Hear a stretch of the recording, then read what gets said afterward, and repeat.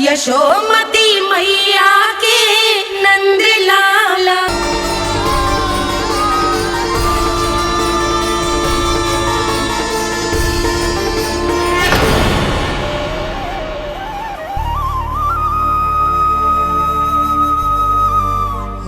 भैया,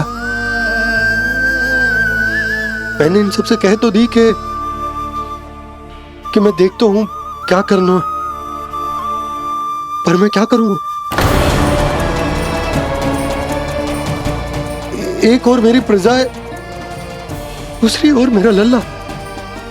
मैं लल्ला को कैसे लेकर जाऊं मैं उस अत्याचारी कंस के पास, जिसने रानी देवी के ऊपर इतने अत्याचार किए, जिसने अपने बहन के बच्चों तक को नहीं छोड़ा। वो तो अत्याचारी नहीं नन, राक्षस है, राक्षस।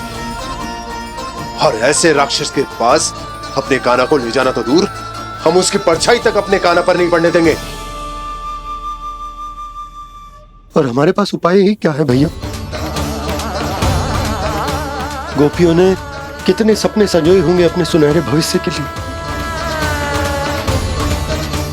और जब उन्हें सच्चाई का पता चलेगा तो क्या बीतेगी उनके हृदय पर।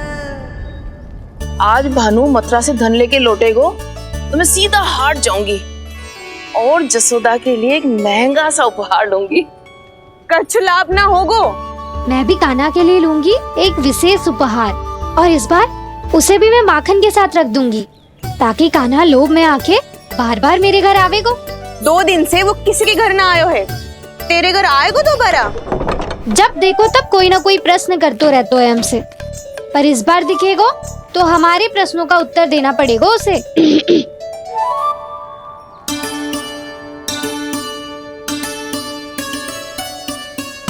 आ गो। अब ये क्या है? ये क्या कर रहे हो है? पर जे हमें अपना मुंह क्यों ना दिखा रहे हो है? हाँ,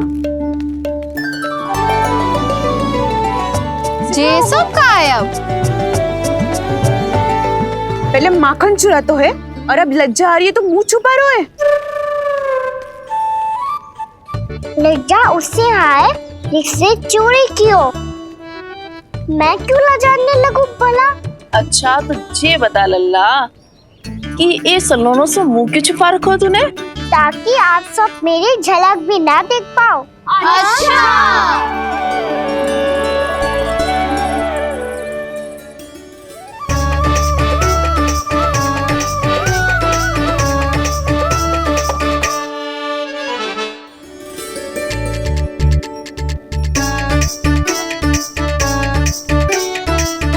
ये क्या कर रहे हो आप सब? साहस है तो आंखों में आंखें डालकर बात कर।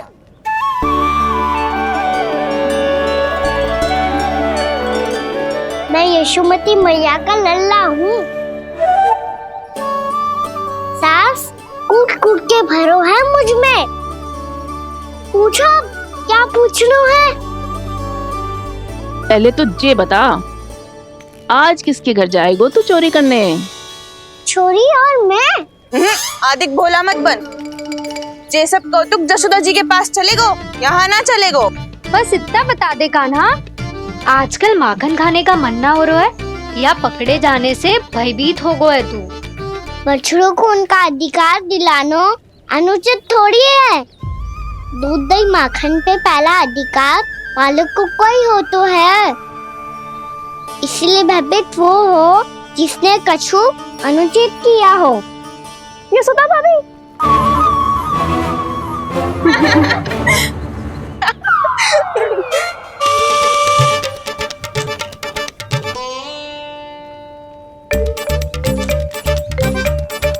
अब क्यों भयभीत हो गो? हाँ? भयभीत क्या हुआ?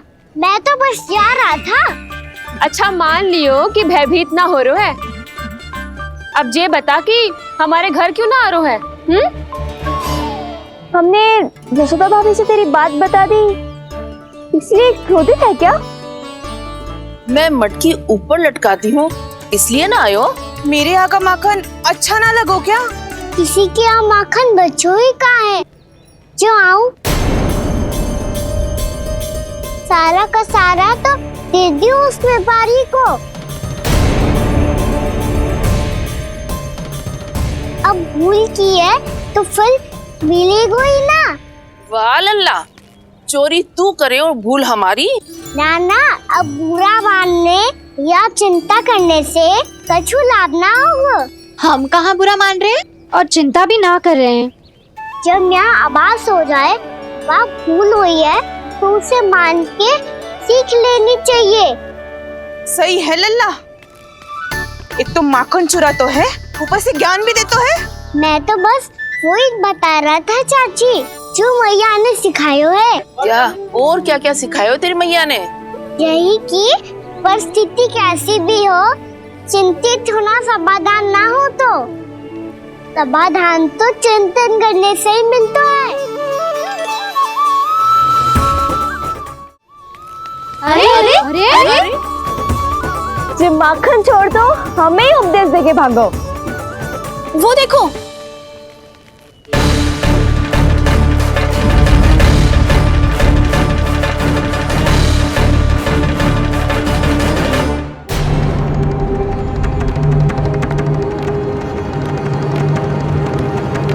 ये सब लोग इतने गंभीर क्यों दिख रहे हैं?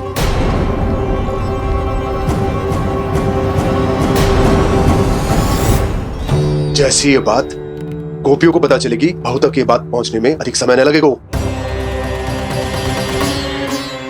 और नारायणी जाने उसके बाद बहू के मन पर क्या बीतेगी। कहीं वो फिर से खड़े निर्णय न ले ले। बड़ा निर्णय तो आज मुझे लेना होगा भैया। मुझे जो निर्धारित करना होगा कि यशोदा को कंस के बारे में क्या क्या बताना है और कैसे बताना है।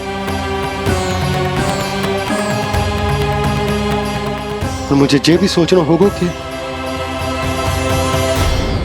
मुझे क्या करना है। बाबा होने का दायित्व निभाकर अपने लल्ला की रक्षा करूं या राजा होने का कर्तव्य निभाकर अपनी प्रजा के हित को अधिक महत्व दूं। नारायण ही जाने के इस दुविधा का हल कैसे निकले। अब तो वो ही बचा सकते हैं भैया।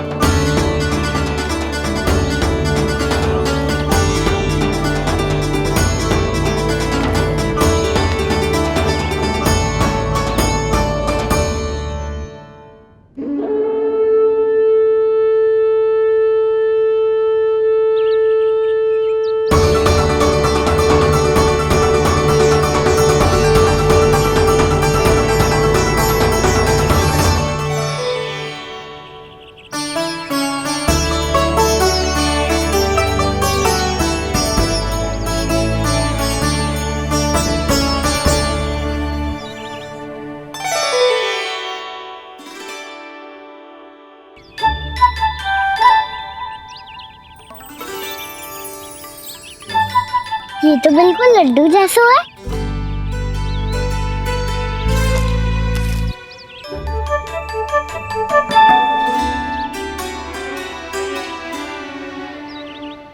और ये गुड़ की डली खाऊं कि ना खाऊं? वो देवी का प्रसाद ही तो है, थोड़ी सी खाई ली तो।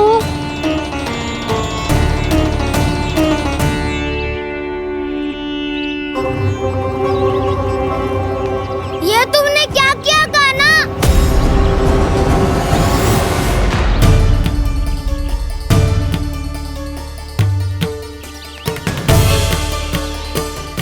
मिट्टी खाई ना तुमने?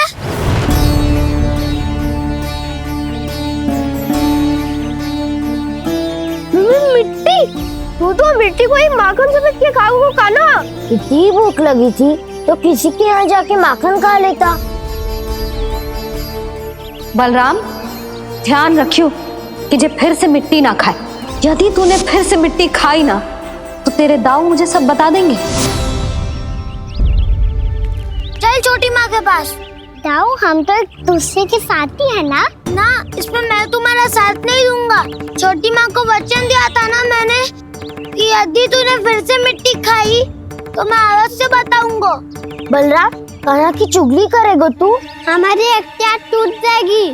बस कोई बीच में नहीं बोलेगा आज।